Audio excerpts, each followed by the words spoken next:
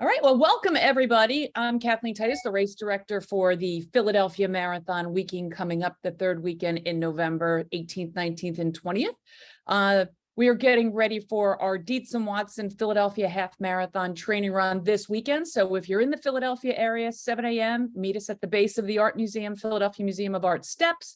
Race is going to start to kick off, or I should say run. Training run will kick off around 7:30. And we have distances from 3 miles, 5, 8, 10, and 14. Run at your own pace. We'll have water station stops out there, a lot of snacks. Our partners, Mr. Bart Yasso will be out there with us. Al Semino will be out there, our social media guru. I'll be out there, so you'll get to see some friendly faces. So if you're in the Philadelphia area this Saturday, please come check us out at the Philadelphia Museum of Art steps. You can see more information on our Facebook page or go to www.philadelphiamarathon.com and look for our events, and you'll see more details and information. But hit us up on social media. We did post it on Instagram, Twitter, and Facebook. So hope to see a lot of you out there on Saturday. Again, we have Dietz and Watson Philadelphia Half Marathon training run. We'll do housekeeping notes at 7. We are going to do a light warm up and stretch, big photo op, and then we are going to take off promptly at 7:30. And again, you can do whatever distance you wish to do, 3, 5, 8, 10, 14. You do not need to be registered for the marathon to come participate. Just show up, come out, have fun. We'll have water, we'll have post snacks, we'll have music by iHeart Radio, and you'll get to meet some of our partners along with the 3 of our faces. So without further ado, going to do some introductions here. I have Alexandra Semino, who, if you're on social media, you could be engaging with Al. Mr. Bart Yasso, who is the legend in himself with the Yasso 800s and one of the few people who've completed races on all 7 continents, from Antarctica Marathon to Mount Kilimanjaro. Miss Aliphine Tuluamuk. She's our 2020 U.S. Olympic Marathon Trials winner, also mom to Zoe. Can't wait to hear some details there. And then we have Mr. Jarrett Ward, who's 6-time All-American at BYU, 2016 USA National Champion, and 2016 he placed 6th in Rio and finished 2019 ranked the #1 male. So welcome everybody. Hey, thank you. Doing well. Happy to be here. Excellent. So I'm going to jump right in. Jarrett, people are loving your training program. So anybody that is looking for a training program, you can go on the website, www.philadelphiamarathon.com. Check out our training plans. We have some static ones, but we really have some special ones that Jarrett has been putting up there, pushing out video content for us. I know, Bart, you're following it. Why don't you give everybody a little input on, how Jarrett's program's going and something that's unique and different about it?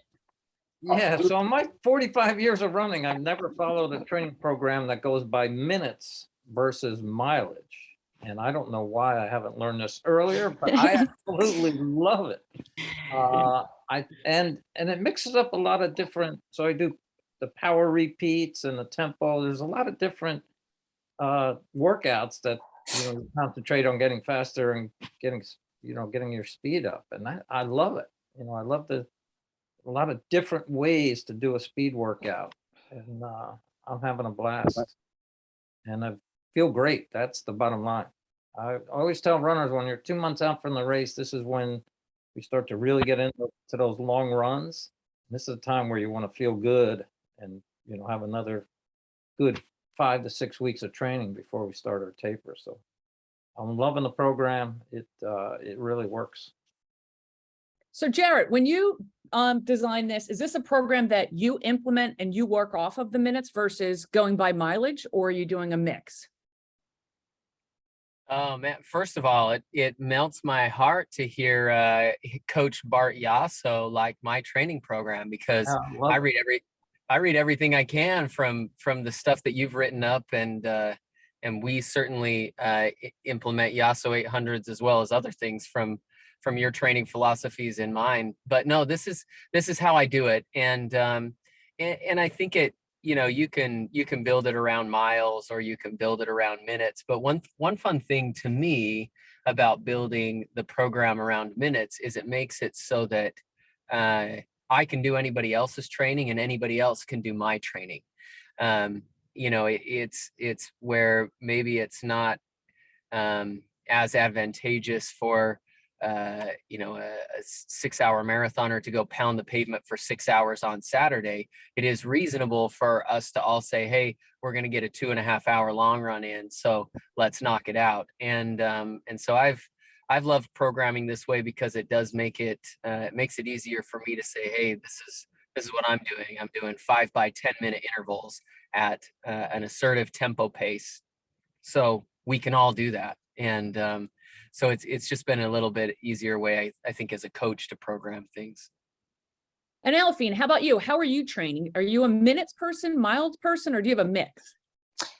I am a miles person. It's interesting though, because our new coach right now, I see some of my teammates, especially my younger teammates, who are not doing marathons, doing a 10-minute tempo and then an 8-minute tempo and a 6-minute tempo. And I'm thinking in my head, why not just do a 2-mile tempo and a 1.5 miles? But no, I've always been a miles person tempo, but I do understand what Jared is saying, like anybody can do a 10-minute tempo, anybody can run 2.5 marathon. Now you can ask everybody to run a 24-mile or 25-mile long run. So I do agree that I think it's a good mix.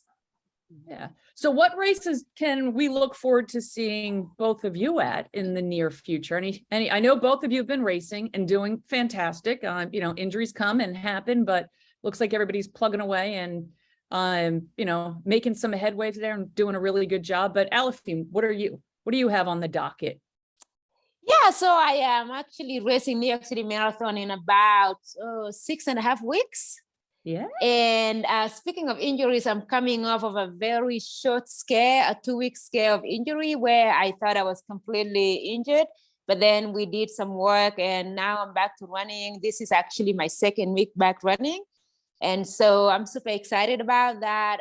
I'm just telling myself that I'm getting really, really good at doing this 6 to 8 weeks marathon training. Because in 2019, I had an injury and then I had only 8 weeks until New York City Marathon and I pulled it off. So fingers crossed from all of you that I'm going to pull this one off, because this one is going to be about 6.5 weeks of training. All right. We know you're going to do it. We can't wait to see you up there towing off. I have to. Zoe's looking up to me, but yeah. Love Zoe. How about you, Jared? What are we going to look forward to seeing you next? Well, so on the heels of Aliphine's comments, my new philosophy or a new philosophy of mine on marathon training is that you just have to get fit enough to unlock lifetime fitness, and then you're good to go. So I'm on the Aliphine plan. I had really, really good training this summer up through about the end of July, and then began to have some hamstring injuries. And so my hamstring, and then I'd rest it, and then I'd work out again and re-injure it, and then I'd rest it and work out again and re-injure it. And so I had a struggle for a little while keeping this hamstring healthy, but now I'm back at it. And I had a full training week last week with a long run on Saturday, and a full training week this week with a long run planned Saturday. And so we're full steam ahead. I'm also racing the New York City Marathon. And so I think Ali and I are both going to really enjoy coming to Philadelphia to cheer many of you on, because we will have already run our marathon, and it will make it twice as sweet to watch you run yours. Your recovery time. It'll be beautiful. Soft pretzels, Philly cheesesteaks. It'll be wonderful. You'll get all of that. And Bart, you're using Jared's plan. Tell us, what is it? What are you revving up for? Yeah, I got to run the 5K at Wineglass, not this weekend, next weekend. And then I got to pick a half marathon somewhere at the end of October that I want to do. And then we'll see what fall marathon I can pull off. Something after Philly. So I'm following the training program a week behind everyone because I want to find a race the week after Philly, since Honolulu. yeah. Yeah. All right. Hey, So we were just talking off camera about how fun it is to run in humidity. That the soupiness, the thick soupiness.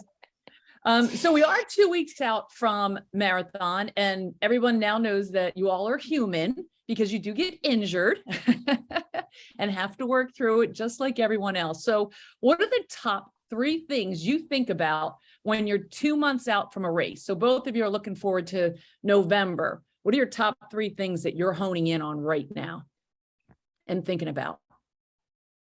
I'll go first. I think for me, you know, the priority, especially for marathon, is always get to the start line healthy. It's better to not be 100% fit, but to be healthy. So the number one thing is get there healthy. If I need to cross train right now, you know, say if I'm training and I have aches and pains, then I'll cross train because I need to get there healthy. Because one thing I learned about the marathon is that you cannot get away with, if you're injured, you cannot get through 26 miles with that. So you want to get there healthy. And number 2, I think, you know, focus on your long runs and your long tempos. Like, you know, you could want to do 100 miles a week, but then if you don't have the chance to do that, at least focus on getting, you know, at the long run, like the time on your feet, like Jared said, maybe 2.5 hours of long run, focus on getting those long tempos in at marathon effort, because again, you want to be used to running long at that effort, but at the same time, you want to have that time on your feet. And I think with time on your feet, you can run as slow as you would like it to. And the last one would be, you know, making sure that you get that fuel, you know, like especially on those long runs and long tempos. This is the time to practice taking fuel, because you cannot wait until the day of the race to practice taking that fuel. Because in case your stomach does not like it, then you might want to change to something else. So yeah, my top 3 things: get there healthy, get those long runs in and long tempos, and practice the fueling. How about you, Jared? So I totally agree with Ali, and I'm going to start with get your long runs in. I think, you know, it's time to focus on getting that volume up and building that base that's going to get you all the way through the marathon. It's a long ways, and you have to respect the adaptations that your body has to make in the process of getting there. So, you know, we're 2 months away. It's time to take long runs seriously and make sure you get those in, and you're building towards that longest long run, so that you're ready on race day. So I emphasize that. You know, another thing that I think of when we're 2 months out is sometimes I start to think panic. And the reason for that is because we've been in, for most of us, we've been thinking, all right, we're running a marathon, or maybe even we're training for a marathon for maybe 3, maybe 4, maybe 5 months now. And this is really rubber hits the road time. This is time where workouts, long runs, you're putting deposits in your bank of fitness that are going to directly affect race day. And so sometimes I feel pressure at this point that, you know, maybe I'm not as fit as in this case, I'm not as fit as I want to be for my race, but I'm feeling a little bit of the crunch. Sometimes you're feeling great, but you're 2 months away. And so I think it's important right now to respect that 2 months is a long time, and a lot can happen in 2 months. And while we are in that window where workouts matter and you ought to take them seriously, and we got to get our long runs in, we still have 2 months. So if you've been injured, if you've had hiccups and things, this is not, hey, you're too close and you can't make it if you're not ready. There's very much enough time. But so I'm trying to tell myself when I'm within 2 months of a marathon, or when I'm 2 months out from a marathon, hey, there's still time. Let's get there. And Bart, let's take it one step. So we have a challenge where you could do the 8K, the half, and the full. Yes. And being the ultra marathon man, if someone was thinking about doing all 3 races, you know, what advice would you give them? Sure. And we have runners. And we have a lot of them in this. Yeah. Yeah. So, you know, you have to think of the 3 races. The marathon is the race. So you run the half on Saturday, you kind of just, you know, take it all in, enjoy it out there. You can run it at a good solid effort, but not an all-out race. And then of course do the 8K and feel good about that. And then you got to really, since you're doing all 3 races, you got to really think about nutrition and recovery to prepare for Sunday's marathon. Yeah, I've done a couple of I've done the Bermuda, they call it the Bermuda Marathon Challenge. I do a mile Friday night, 10K Saturday morning, and marathon. Yes, 10K Saturday morning, marathon on Sunday morning. And if you do one of the early races too fast, and you really ruin the whole experience. You have to save it for that big race in the last day. And then you run faster than you'd think. I mean, when I first did the Goofy Challenge in Disney, where you do the half on, back then they only had the Goofy, where you do the half on Saturday, marathon on Sunday. I was shocked at how great I felt on Sunday, because I didn't really wear myself out on Saturday. Yeah, I was the same even when I did the Dopey, when I did the 5K, Yes, 10K. I was more tired from getting up at 4 a.m., 3 a.m. every day than the race, but you're right, times weren't much different. And Al, being a short distance runner, collegiate, talk about somebody that's coming out and doing the 8K. Like, what were you thinking even as a short distance, 2 months out? What were you prepping for someone who might be coming out for the first time doing an 8K or even the half? I feel like it's a little similar, I guess, just on a shorter scale. I mean, I remember when I was training for an 8K, ran with you actually in Virginia Beach. That was fun. That was my first time training for anything like longer than really like an 800. And I was just working on getting miles in. So every week trying to increase a mile at a time and working my way up to running a full 8K. And also with the shorter ones, I'm also competitive. So I like to get some speed in there too. Trying to push myself, maybe do some tempo runs, and also stay healthy. Like you can't run if you're not healthy. So that's always like crucial. Yeah. I took Al to the dark side of the 8K to the half marathon distance. And here's a hurdler, short distance hurdler that I got her. And now she's looking to do a marathon. So.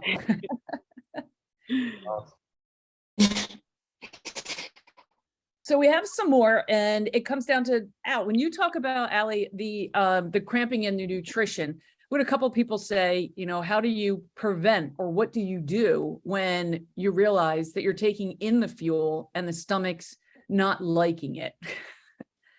Any recommendations there when the cramping starts from, you all have been there, something just doesn't go right. Any recommendations there to prevent that?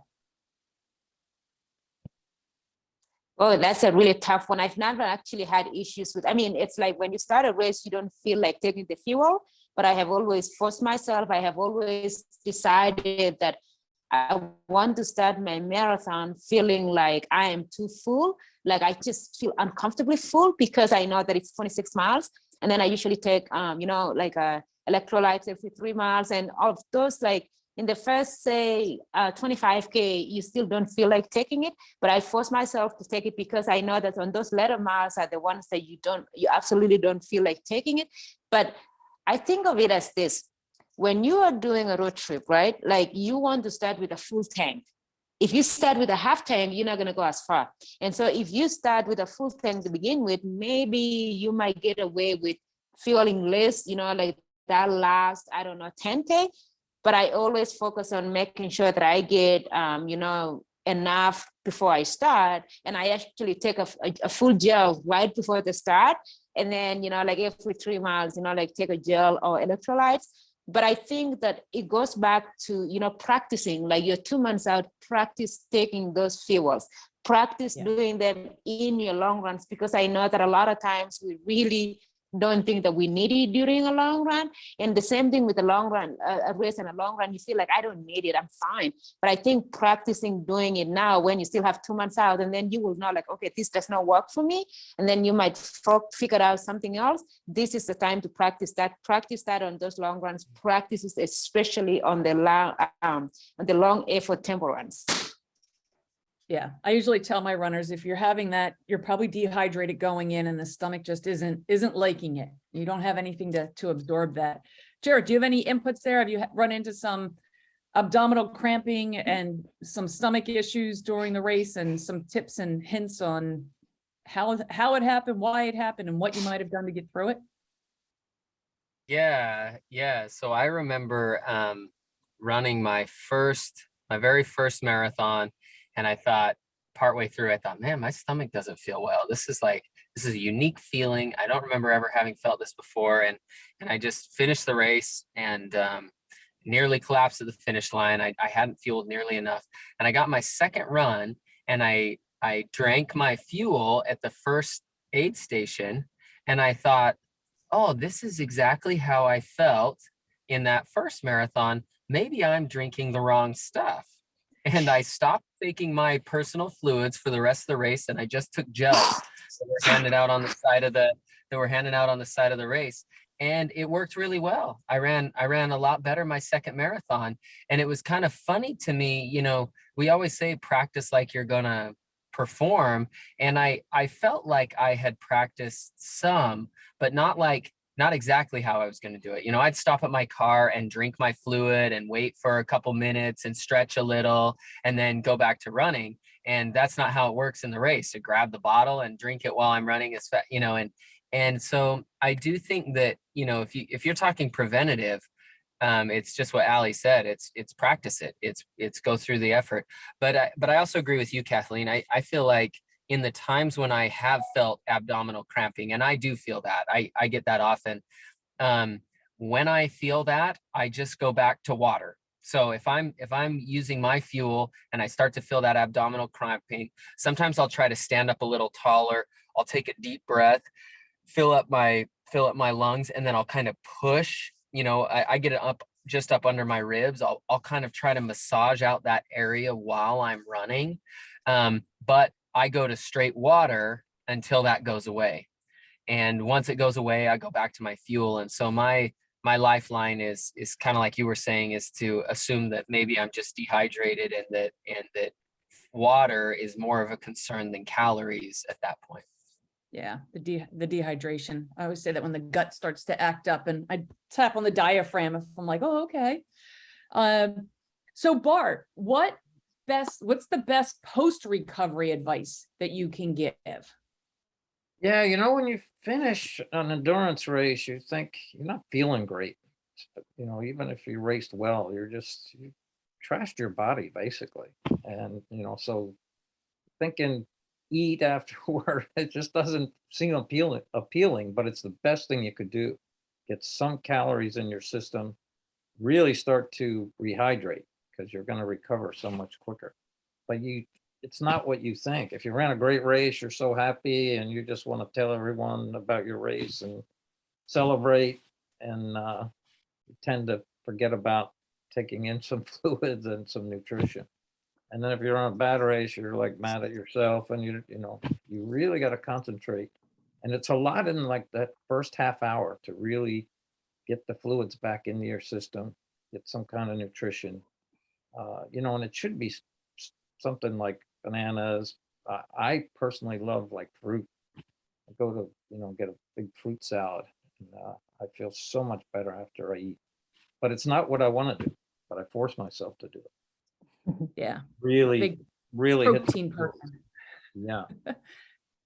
How about you, Aliphine? Best post-recovery advice. What's your go-to? Gosh, I'm trying to remember. You know, it's been almost 3 years since I ran a marathon. I think though that it's funny, my teammates tell me that, you know, like there's the science of how much you can take, you know, when you're racing. But for me, after running my first 3 marathons and bonking so bad, I decided that I wasn't going to listen to anybody. I don't like, even if you're like a certified nutritionist, I wasn't going to listen to that. I was going to just listen to what my body tells me. And so in a marathon, actually, I end up taking about 8 to 9 gels. That in addition to, I know, that in addition to like, you know, say Gatorade endurance electrolytes, you know, and so it's like my teammates joke that I should be gaining weight while I race. And so technically, if I were to go by that, then I probably don't even need to eat much when I finish, which actually when I finish, I'm like, I don't even feel like eating anything. But what I usually end up going to is like a green salad, you know, say like kale or like anything that doesn't have a lot of fats in it in time, because like I usually think, oh, I'm like, no, I don't want anything that feels greasy. I just want something that is super healthy, at least in those like first few hours. And then eventually, you know, I get my appetite back. And I think part of the reason for me that I feel that way too is, so in my last marathon, I took about 9 gels and all of them had double espresso. Like I was all riled up, with all this caffeine, but I've just decided that I'm going to follow what works for me. And honestly, the last 3 marathons that I have done that have gone really well. So I'm not saying that you should do that. I feel like you're doing the right thing.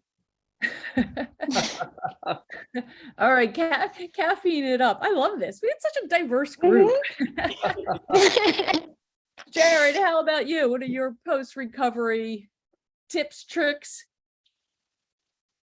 Yeah, I think first get rehydrated. So I think as soon as your stomach feels like it, that's the time to do it. I often agree. I don't feel like eating right after, but I feel better after I eat. You get that, we sometimes call it tempo tummy, where you've been fueling, you got that sugar stuff, you've been bouncing, your stomach just doesn't really feel like eating. And I would say, when you feel like you can handle it, you should eat, but hydrate until then.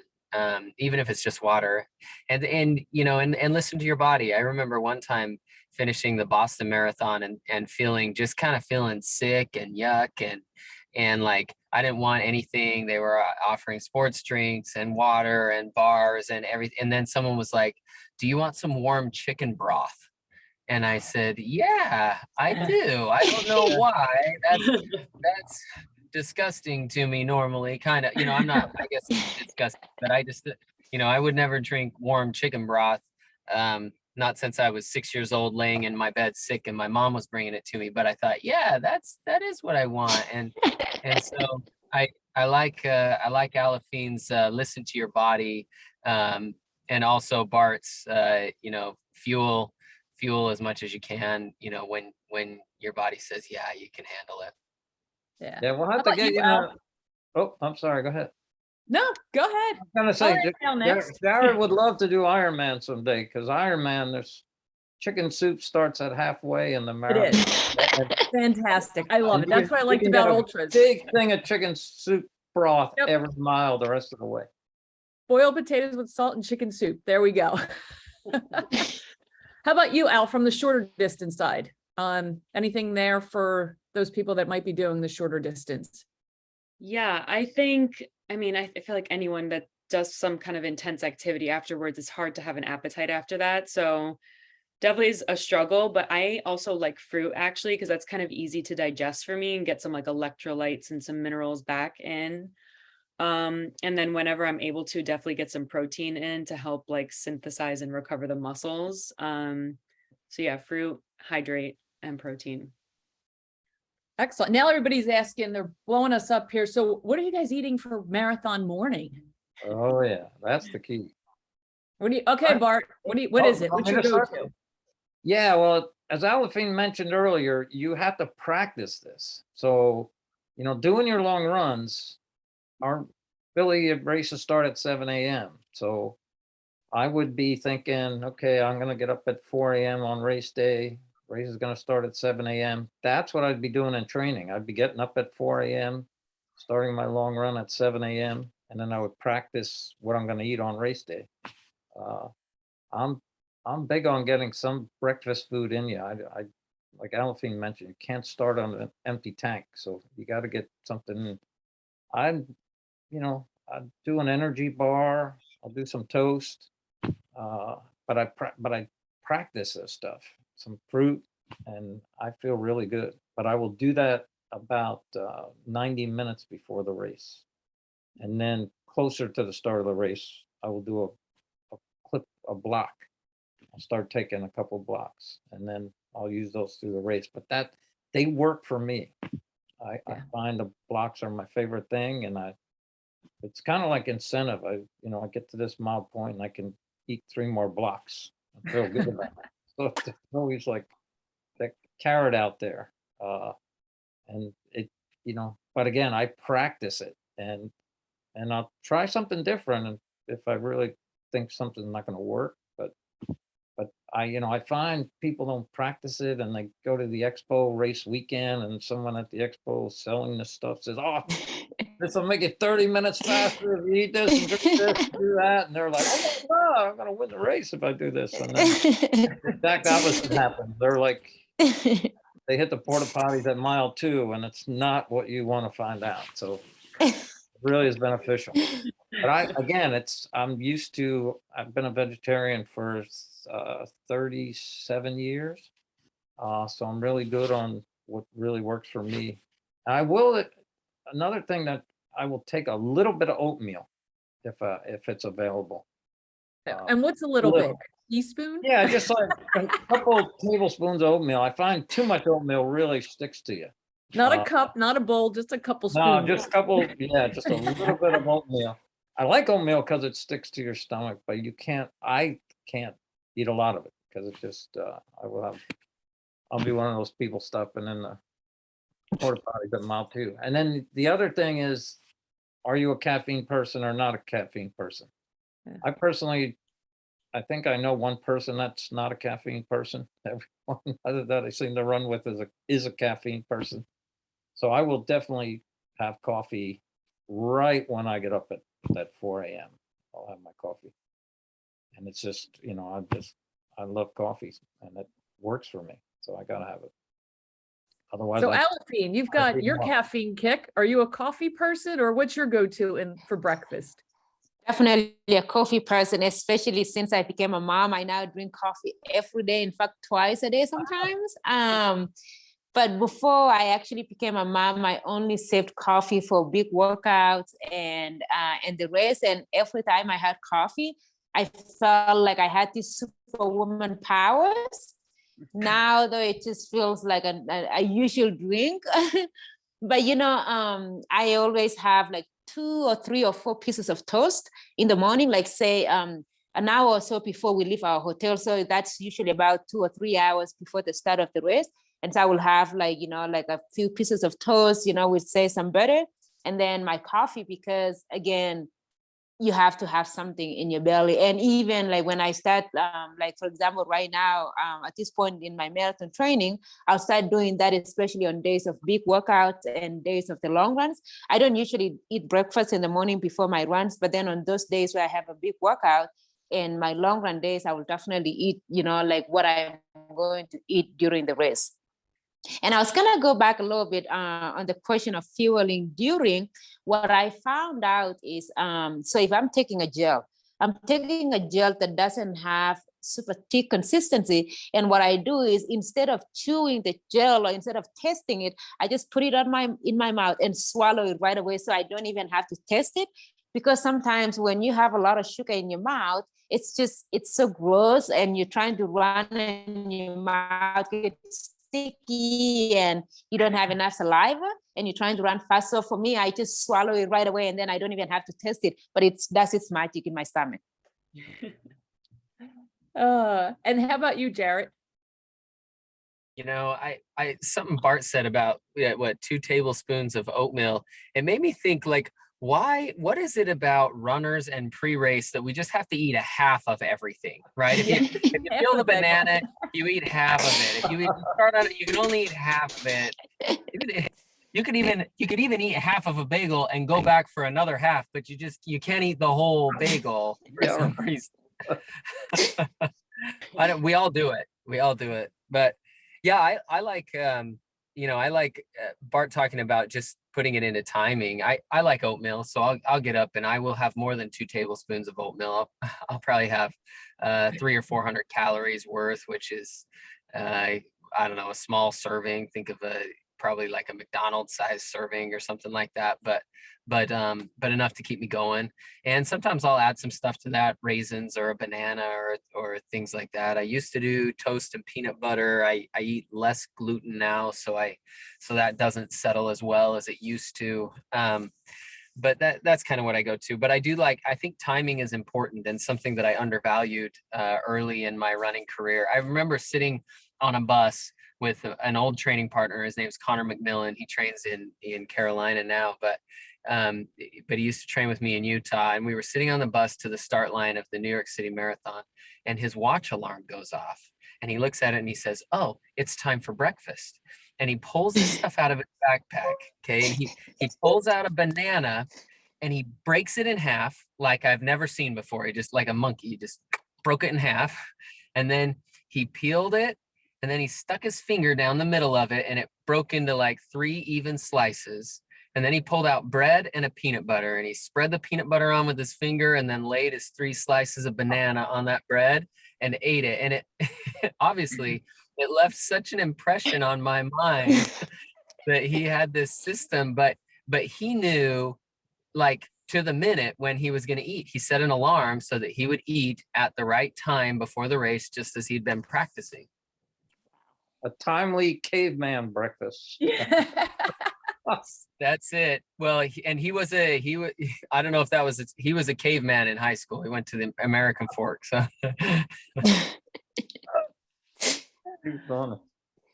so what is your favorite part about competition season? Who wants to go first? Aliphine, I guess yeah, go ahead. Yeah, gosh, my favorite part about competition season, I think I really enjoy marathon training. I really love being able to go out and do, long tempos and coming home feeling like a superhuman because I nailed it. But I also don't like how tired you end up being during the marathon section. So I think the last couple of weeks, actually, like during the taper, I like that because you feel so peppy. You feel like you're ready. And if you're not careful, it's like you might end up doing stuff that you're not supposed to be doing. But at the same time, if you don't do enough, you feel like you're completely out of shape. And so I think I like that time because it's like it teaches you to be patient and to believe in what you've done and really to just focus on the mental side of of the race, whereas like you've done all the physical part. Now you just gotta try to visualize and like visualize those workouts that went really, really well and visualize that happening during the race and just enjoying, like that being tired going away and feeling like super fresh and questioning if you can actually do a marathon or not because it's been 2 weeks since you did your last big session. I think I really enjoyed those last 2 weeks before a marathon. Jared?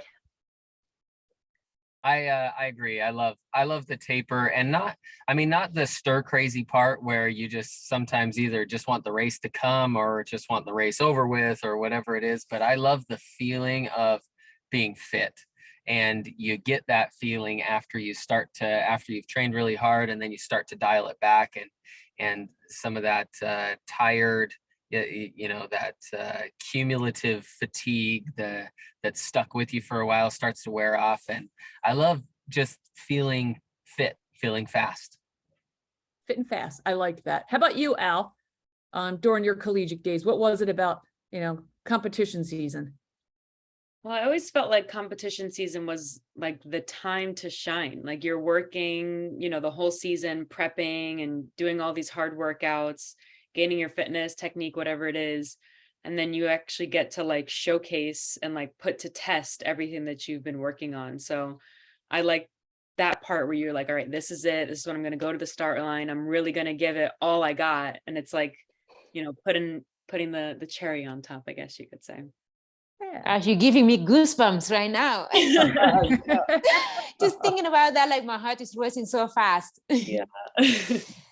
So speaking of that, then Bart, you can kick off this next one on being a runner. Let's talk a little bit about, managing the anxiety as they're getting closer and the stir crazy, you're coming right in, it's competition season.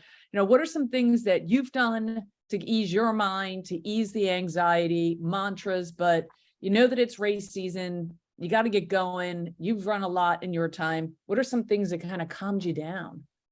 Yeah, and I always think the training you did, that's behind you now. So like 2 months out, I think the most important thing is to make sure you're doing your long runs at the proper pace, that you're not racing in your long runs, and then you're not going to be in great shape on race day. So then as you get closer and start that taper, you actually feel good and you feel you have all this energy. And that's the greatest feeling ever. But you have to take that confidence in all the training you did.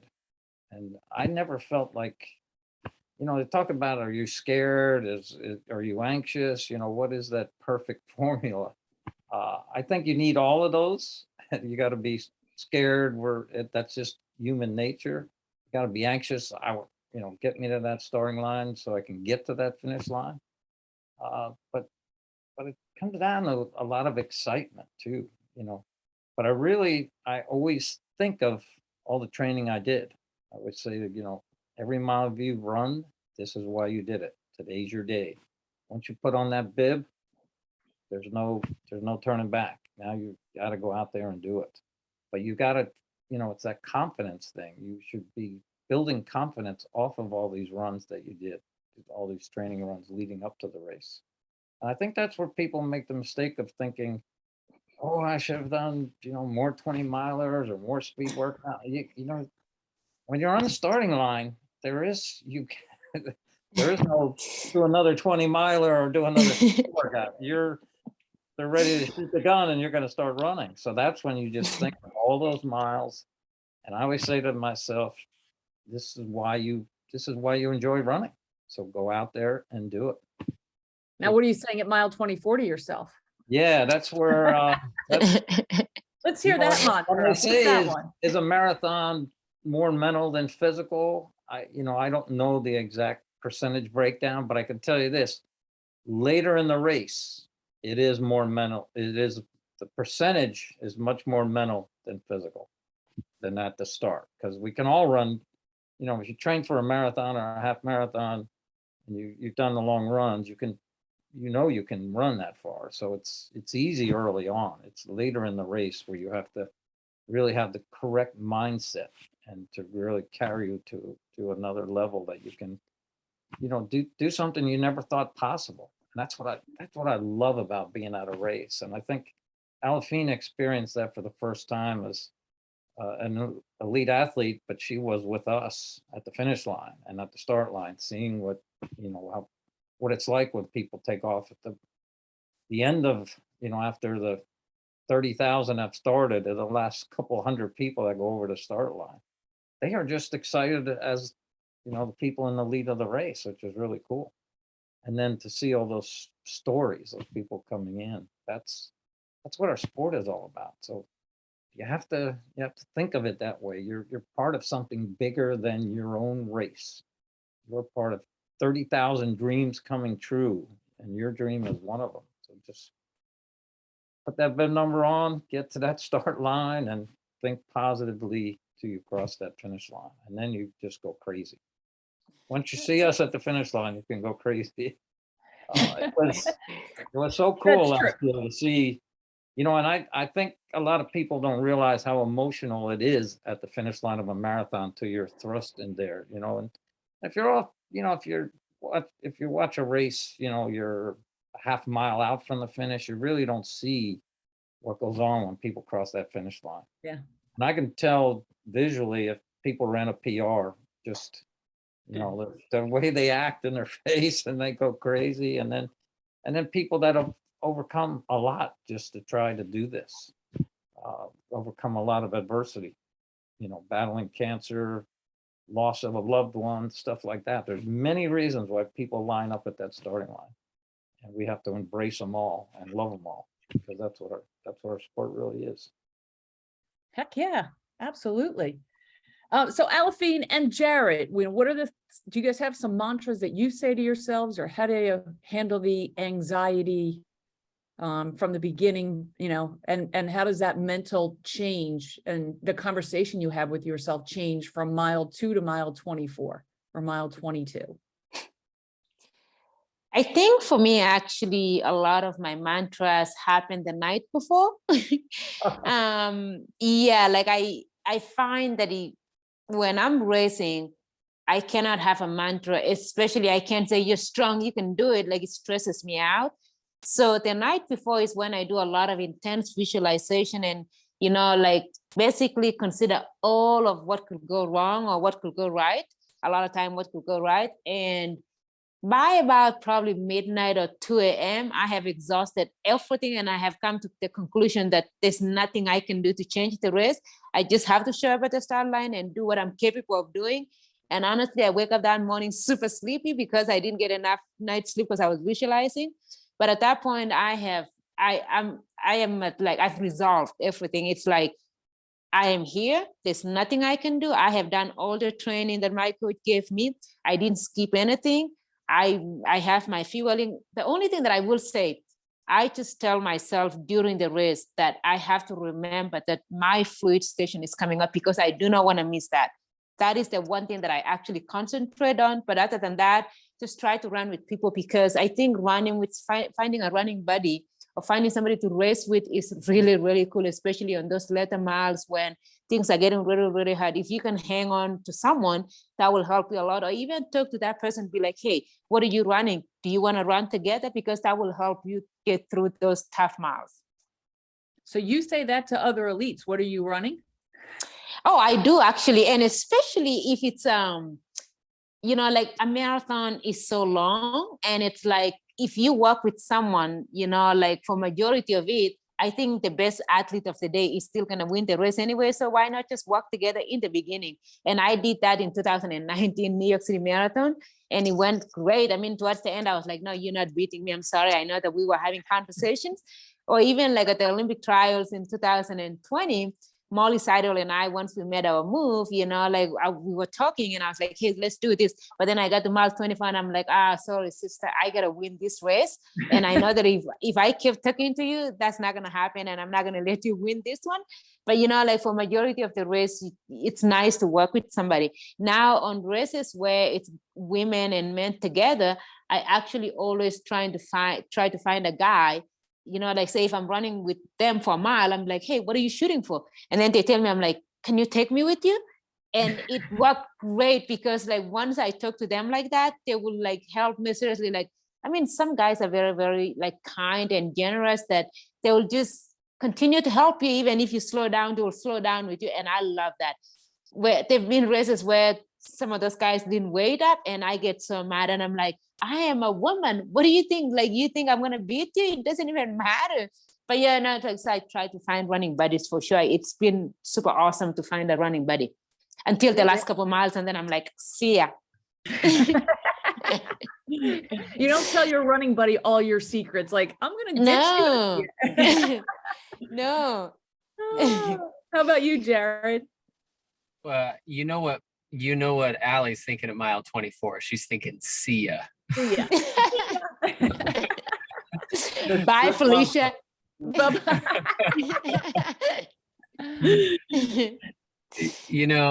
I always just think when I feel some anxiety, I think, what can I do right now? And that's at 2 miles in the race, that's 24 miles in the race, or that's 2 weeks before the race, or even the day before the race. And so, when anxiety creeps in, anxiety happens because your mind drifts out of the present. I don't think we really feel anxiety in the present. We feel anxiety for fear of the future.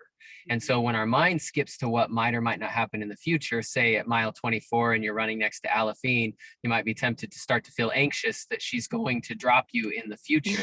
But that doesn't actually help you right now, right? That can maybe inform what you need to do right now, but that doesn't help you. And so when I start to feel anxiety, I think, okay, what can I do right now? And the night before the race, it's probably, why don't I sit down and get off my feet? Or why don't I hydrate or get a few more electrolytes in me, or get all those calories in me that I need? Maybe 2 weeks before the race, it's, what do I need right now? Maybe I need to schedule a massage. At mile 2, it's probably stay relaxed and focus on getting to my next fuel bottle and drink as much as I can. At mile 24, it's probably keep running this pace to the next stoplight. And that might be all I focus on. But when you get anxiety, I think it's just a trick of, how do I get myself back into the present by doing what I can do and control right now? That's a great tip. So how often are you both taking your fuel? So when you're running for that next bottle, what is that distance that you're taking that fuel and that nutrition in? Is it every water stop, every other?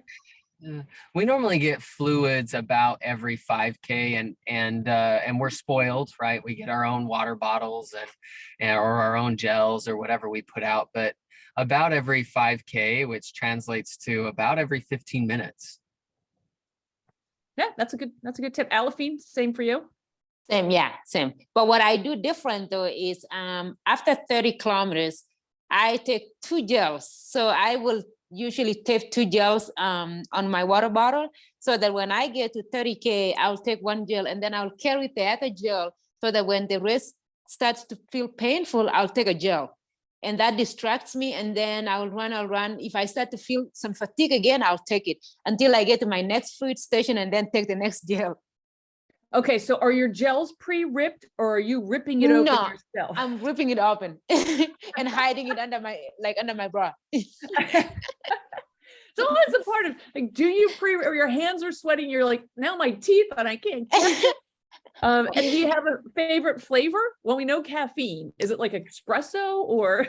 Watermelon, actually, because I'm sponsored by Gatorade Endurance, and so I usually like watermelon. Okay, watermelon's the go-to. Mm-hmm. How about you, like those Bart? honey gels for Yeah. me. Sorry. Honey gels? Oh, That's a good one. yeah, I try. I don't know if I really look at time or distance. I kind of just go by feel. And but I don't wait till I get hungry. I just, Yeah.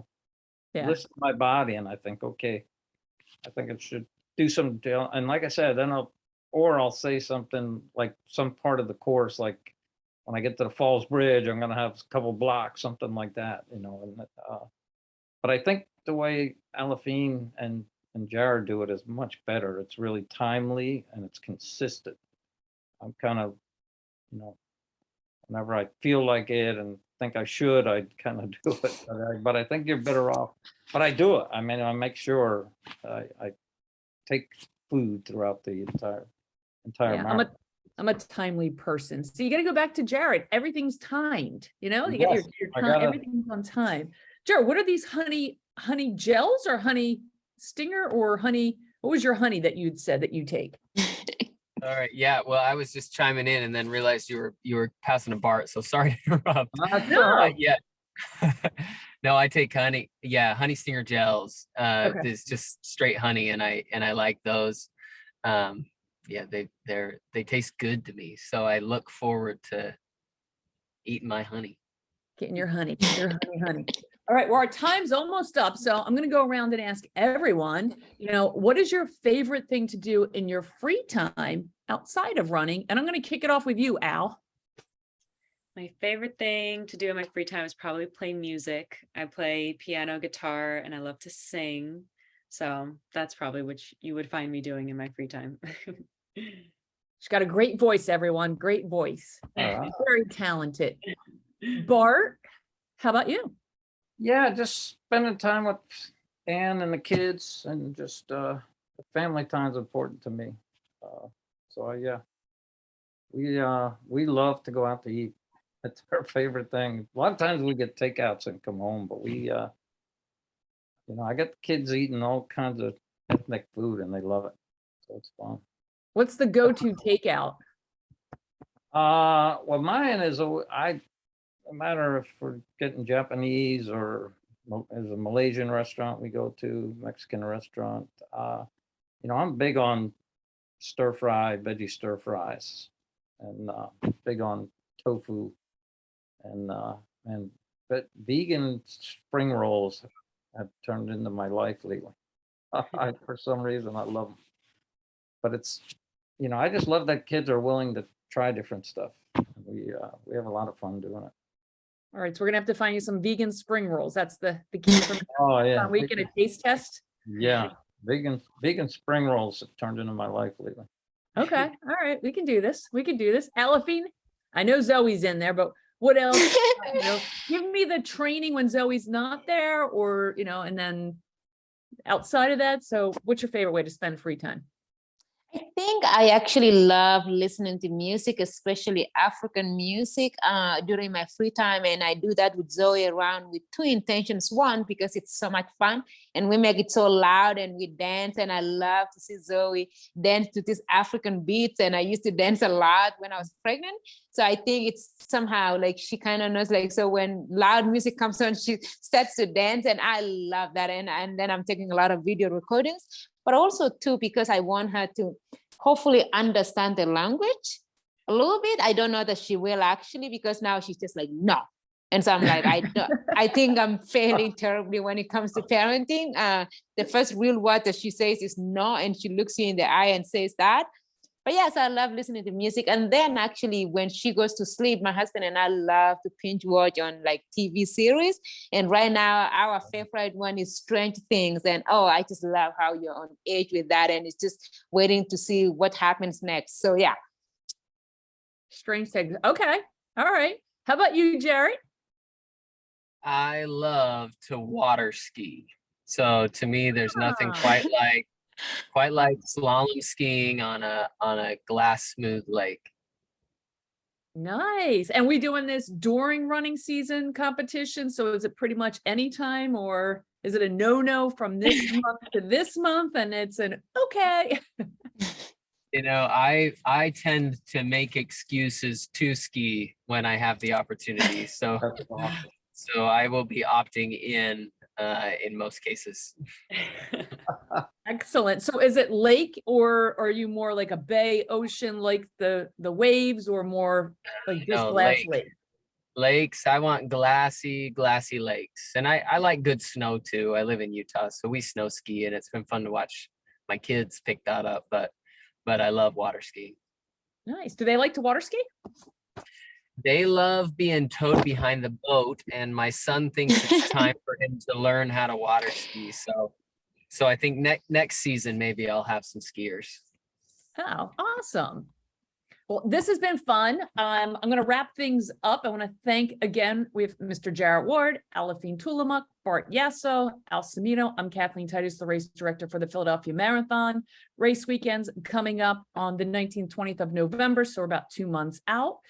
You can find out more information. You'll get to see Jared, you'll get to see Aliphine and Bart and Al and myself. We'll all be there throughout, whether it's a meet and greet, seminar series, at the finish line, on the course. You know, you're going to get to have a lot of time to see us, and it's such a great experience to have them there with us at the start line, again at the finish. And then don't forget, this Saturday at 7 a.m., we're going to be meeting at the base of the Philadelphia Museum of Art Steps for our Dietz and Watson Philadelphia Half Marathon kickoff training. Everybody is welcome. So if you've been training for a marathon and you're now looking for a long run, come out and do 14 miles. If you're doing an 8K, you can come out and do 3. We have 3, 5, 8, 10, and 14. We'll have flags out there. We'll have water stops out there, post nutrition. We might even have Dietz and Watson grilling up some food for us. We'll have iHeartRadio playing music. So again, come out, take a look. We'll be meeting around 7 o'clock. The run starts at 7:30 promptly. Go at your pace. You pick it. We're out there until the last person comes back. We're asking not to walk, but to run. But, we want to see everybody. The weather's supposed to be beautiful, nice and cool, sunny. I can't believe the temperatures are actually going down to the 60s. We've been in the mid upper 80s. So it'll be perfect weather. But we look forward to seeing everybody again in October when we reconvene for our final talk time before race weekend. And until then, everybody stay safe, run healthy, have fun, happy running, and we'll see you guys next month, if not this Saturday. All right, take care, everyone. Thank you. Bye. Thank you. See you guys. All right. See you.